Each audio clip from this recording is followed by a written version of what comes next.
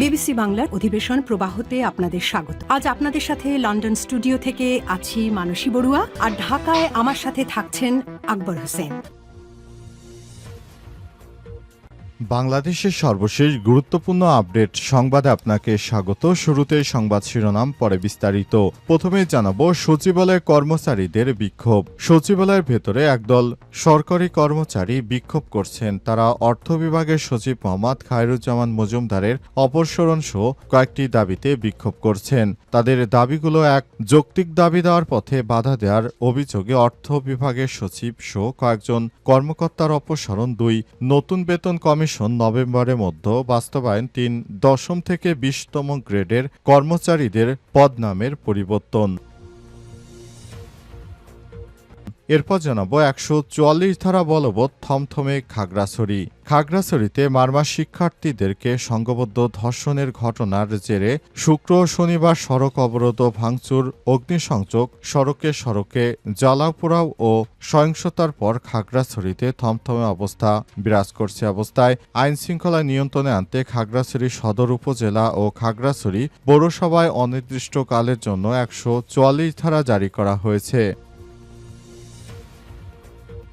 এদিকে বালু বোঝাই ট্রলির ধাক্কায় প্রাণ গেল জামাত নেতার। নীলফামারী ডিমলায় বেপরোয়া গতির বালু বোঝাই ট্রলির ধাক্কায় মোটরসাইকেল আরোহী জামাত নেতা মাওলানা রফিকুল ইসলাম নিহত হয়েছে। আজ 10:30টার দিকে উপজেলার গুটিবাড়ি বাজার সংলগ্ন গয়াবাড়ি স্কুল অ্যান্ড কলেজের পাশে সড়কে এই দুর্ঘটনা ঘটে।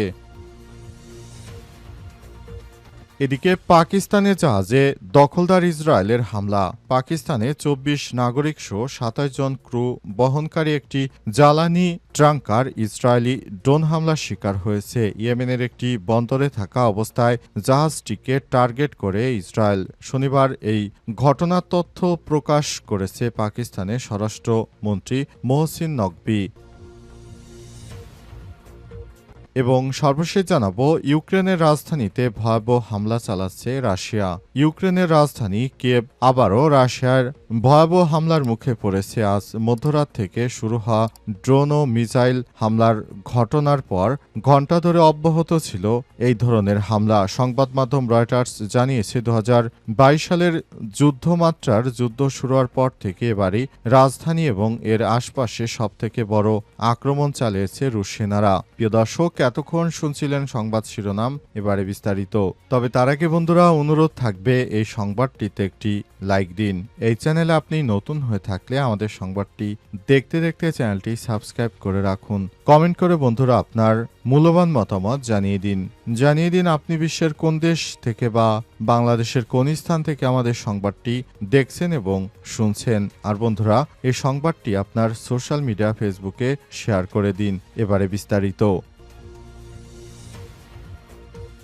সচিবালয় কর্মচারীদের বিক্ষোভ। সচিবালয়ের ভেতরে একদল সরকারি কর্মচারী বিক্ষোভ করছেন। তারা অর্থ বিভাগের সচিব মোহাম্মদ খায়রুজ্জামান মজুমদারের অপসারণ সহ কয়েকটি দাবিতে বিক্ষোভ করছেন। আজ বেলা 11টার দিকে সচিবালয়ে কর্মরত কয়েকজন কর্মচারী মিছিল শুরু করেন। তারা জনপ্রশাসন মন্ত্রণালয়ে নতুন ভবনের নিচে গিয়ে অবস্থান নেন। সেখানে তারা বিভিন্ন স্লোগান দেন। 1, যৌক্তিক দাবি দেওয়ার পথে বাধা দেওয়ার অভিযোগে অর্থ বিভাগের সচিব ও কয়েকজন কর্মকর্তার অপসারণ চান। 2, নতুন বেতন কমিশনে নভেম্বরের মধ্যেই বাস্তবায়ন করতে হবে। 3, 10ম গ্রেড থেকে 20তম গ্রেডে কর্মচারীদের পদনামের পরিবর্তন। বাংলাদেশের সচিবালয় কর্মকর্তা কর্মচারীরা সংযুক্ত পরিষদের সভাপতি বদিউল কবির বলেছেন, আমরা চাই আমাদের যৌক্তিক দাবিগুলো পূরণ করা হোক। এর আগে চলতি বছরের জুনে সরকারি চাকরি সংশোধন অধ্যাদেশ 2025 বাতিলের দাবিতে সচিবালয়ের বিভিন্ন মন্ত্রণালয় ও বিভাগের কর্মচারীরা টানা কয়েকদিন বিক্ষোভ করেছিলেন। পরে সরকার অধ্যাদেশটি সংশোধন করে এরপর তারা সেটি বাতিল করার জন্য আবার উঠে পড়ে লাগে, কিন্তু সরকার শেষ পর্যন্ত তাদের প্রতি কঠোর হলে অবশেষে তারা তাদের আন্দোলন থেকে প্রত্যাহার করে নিতে বাধ্য হয়। তারা সরকারকে বিপাকে ফেলতে নানাভাবে অপচেষ্টা চালাচ্ছে বলে অভিযোগ পাওয়া গেছে। খাগড়াছড়িতে ১৪৪ ধারা বলবৎ, থমথমে পরিস্থিতি। খাগড়াছড়িতে মারমা শিক্ষার্থীকে সংঘবদ্ধ ধর্ষণের ঘটনার জেরে শুক্র ও শনিবারে সড়ক অবরোধ, ভাঙচুর, অগ্নিসংযোগ, সড়কে সড়কে জ্বালাও-পোড়াও সহিংসতার পর খাগড়াছড়িতে থমথমে পরিস্থিতি বিরাজ করছে।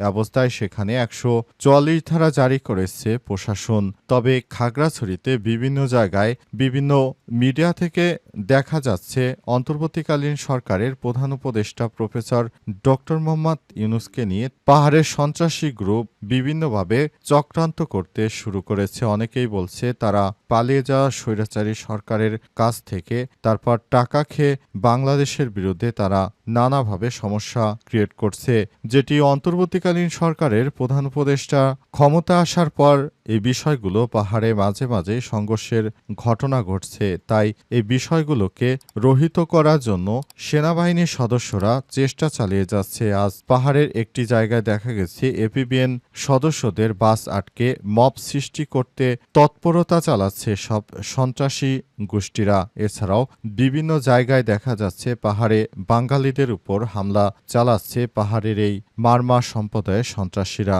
জানা গেছে যে ধর্ষণ করেছে তাকে সাথে সাথেই প্রশাসনের কর্মকর্তারা তাকে গ্রেপ্তার করেছে, কিন্তু তা সত্ত্বেও এই পাহাড়ি সন্ত্রাসীরা সেনাবাহিনীর উপর ইটপাটকেল নিক্ষেপ করেছে, সেনাবাহিনীর গাড়ি ভাঙচুর করেছে ইত্যাদি নানা রকম সমস্যা তৈরি করেছে। তারপরও সেনা সদস্যরা এই বিষয়গুলো ঠিক করার জন্য চেষ্টা চালিয়ে যাচ্ছেন এবং পরিস্থিতি নিয়ন্ত্রণে তারা সব রকমের প্রচেষ্টা চালিয়ে যাচ্ছেন।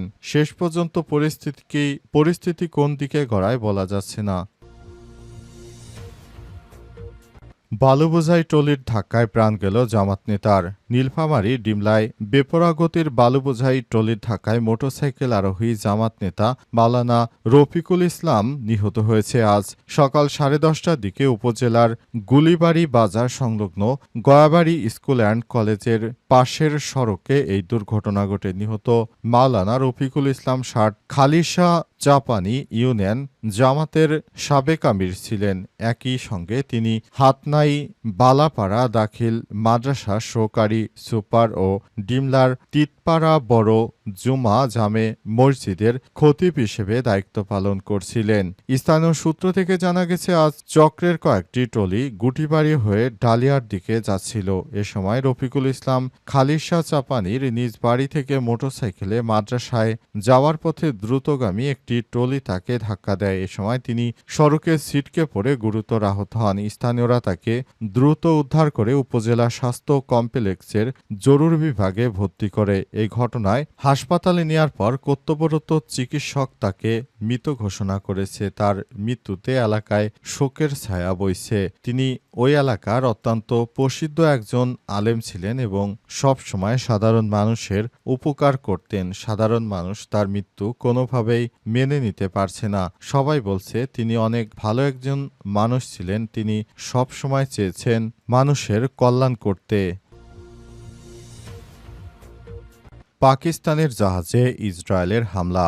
পাকিস্তানের 24 নাগরিকসহ 27 জন ক্রু বহনকারী একটি জ্বালানি ট্যাঙ্কারে ইসরায়েলি ড্রোন হামলার শিকার হয়েছে। ইয়েমেনের একটি বন্দরে থাকা অবস্থায় জাহাজটিকে টার্গেট করে দখলদার বাহিনী। আজ এই তথ্য প্রকাশ করেছে পাকিস্তানের স্বরাষ্ট্রমন্ত্রী মোহসিন নকভি। মন্ত্রী জানিয়েছেন, সেপ্টেম্বর 17 তারিখ ট্যাঙ্কারটি ইয়েমেনের রাস ইসা বন্দরে অবস্থান করছিল, যা হুথি বিদ্রোহীদের নিয়ন্ত্রণাধীন। হামলার সময় ট্যাঙ্কারে ক্রুদের মধ্যে পাকিস্তানের পাশাপাশি 2 জন শ্রীলঙ্কার নাগরিক এবং 1 জন নেপালে নাগরিক ছিলেন। ট্যাঙ্কারের ক্যাপ্টেনও পাকিস্তানি। হামলার পর ট্যাঙ্কারে বিস্ফোরণ ঘটে, তবে ক্রু সদস্যরা দ্রুত আগুন নিয়ন্ত্রণে আনতে সক্ষম হন। নাকভি জানান, এরপর হুথি নৌযান ট্যাঙ্কার থামায় এবং ক্রুদের জাহাজে বন্দী করে রাখে। তবে বর্তমানে ট্যাঙ্কার এবং ক্রুরা হুতিদের হাত থেকে মুক্ত হয়ে ইয়েমেনের জলসীমার বাইরে পৌঁছেছে।